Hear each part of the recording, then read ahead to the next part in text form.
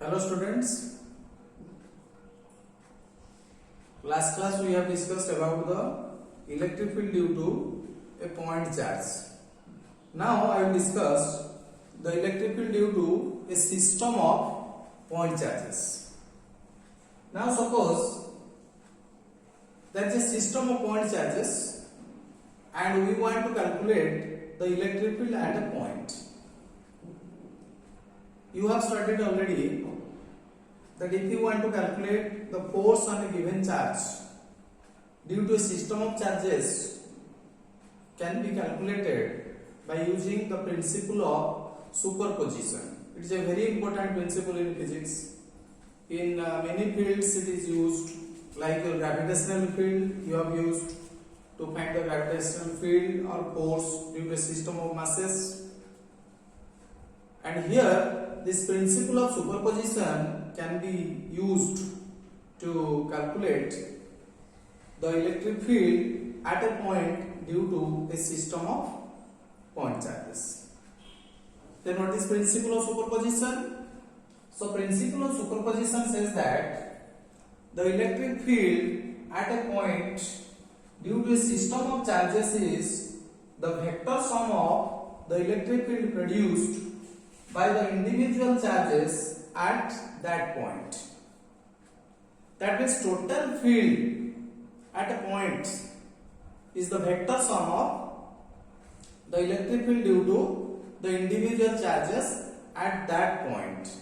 And remember one point, whenever you are calculating the electric field due to a point charge, and you will assume that other charges are remaining absent. So now consider a system of n point charges. Suppose this is a point charge Q1, here is another point charge Q2, here is another point charge suppose Q3, here another charge Qn, like that, Q4, Q5, many point charges are there. We want to calculate the electric field at a point P. Suppose P is a point where electric field due to a system of charges is to be determined. Then how to calculate? You are using the electric field formula of electric field due to a point charge and applying the principle of superposition to calculate the electric field at that point. Now let us define, this is a vector that joins charge Q1 to P. Let us name it R1P. R1P is the vector connecting the point charge Q1 to point P. Similarly, R2P is the vector connecting Q2 to point P. Similarly, this is R3P. This represents the vector joining Q3 and point P. Similarly, suppose nth charge Qn, this is the vector that joins, this is as Q1, I will write RNP. So RNP represents the vector joining Qn to point P. Then what is the resultant field?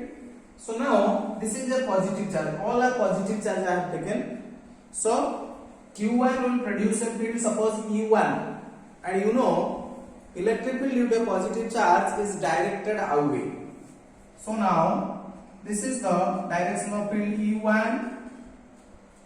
This is the field that is E2, electric field due to Q2.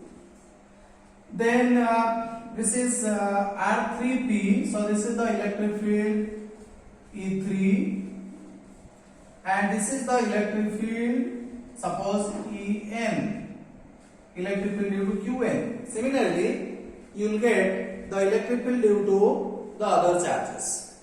And total electric field E at point P, that is equal to E1 plus E2 up to En.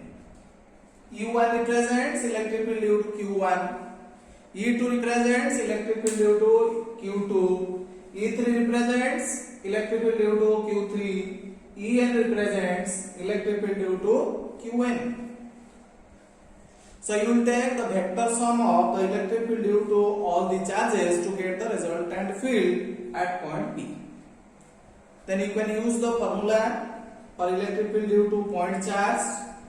What is the formula of electric field due to point charge? E1 I can write 1 by 4 pi epsilon naught Q1 divided by R1P square R1P cap plus what is the value of E2? 1 by 4 pi epsilon naught Q2 by R2P square R2P cap and so on, that is 1 by 4 pi epsilon naught Qn by Rnp square Rnp cap. Then what is R1P cap? R1P cap is the unit vector which is directed from Q1 to P, or along R1P vector it is the unit vector. Similarly R2P it is the unit vector in the direction of R2P. Rnp is the unit vector in the direction of Rnp. So this way and this one can be written now in the summation form. How to write? So E will be equal to, I am writing here, E is equal to the 1 by 4 pi epsilon naught. You see, this is common to all the terms. How I am writing the summation form? That is equal to summation I from 1 to n Qi divided by Rip square Rip cap, where I varies from 1 to n. So we can write this electric field due to the n point charges in the summation form. So here the value of I varies from 1 to n. If you take value of I as 1, you will get the first term 1 by 4 pi epsilon Q1 by R1P square R1P cap. Similarly, when I is equal to 2, you will get the second term, I equal to 3 third terms, then up to nth term you can get. So this is the electric field due to n point charges in the summation form. Now also we can write this in terms of the position vectors. As you have seen, the electric field due to point charge we have expressed in terms of position vector. So you see R1P that can be written as R minus R1.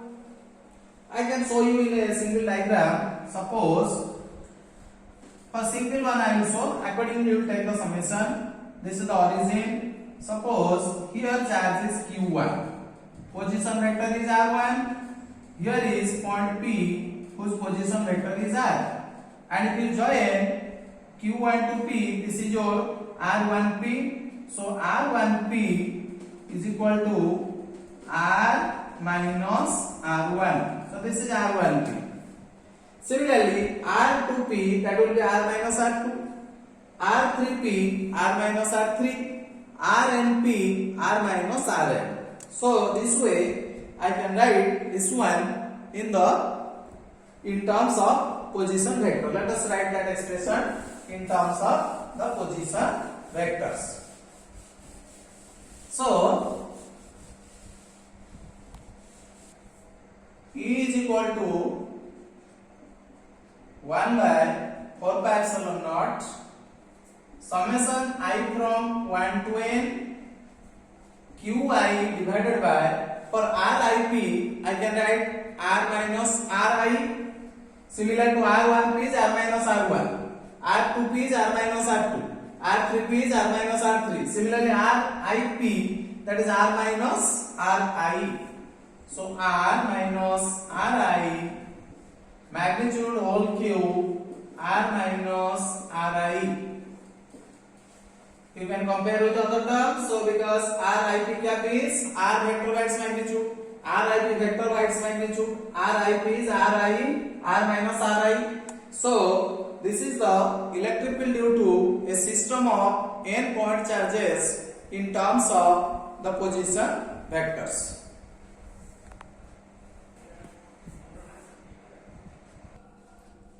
Now let us solve a numerical based on the electric field due to a system of charges. Now I have written a question here. 2 point charges plus 16 microcoulomb and plus 9 microcoulomb are separated by distance of 2 meter in air. Find the point on the line joining the two charges at which the net electric field of the system is 0. So now it is a system of 2 point charges. Now suppose here the two charges are given. Suppose this is plus 16 microcoulomb, this is plus 9 microcoulomb. They are separated by distance of 2 meter in air, and we have to find the point at which the resultant electric field will be 0. Let the resultant electric field will be 0 at a distance x from the charge plus 16 microcoulomb. So the second one will be at a distance of 2 minus x meter from the plus 9 microcoulomb. At this point, suppose this is the point P at which the resultant electric field is 0. The resultant electric field will be 0 provided the two fields are equal and opposite. Equal means equal in magnitude and opposite in direction. That means if a unit positive charge is placed at point P, it will experience equal and opposite forces. Two forces acting in opposite directions and equal in magnitude. Suppose the electric field produced by 16 microcoulomb is E1 and the field produced by plus 9 microcoulomb, that is E2. So the net field will be 0 provided they are equal in magnitude. E1 equal to E2.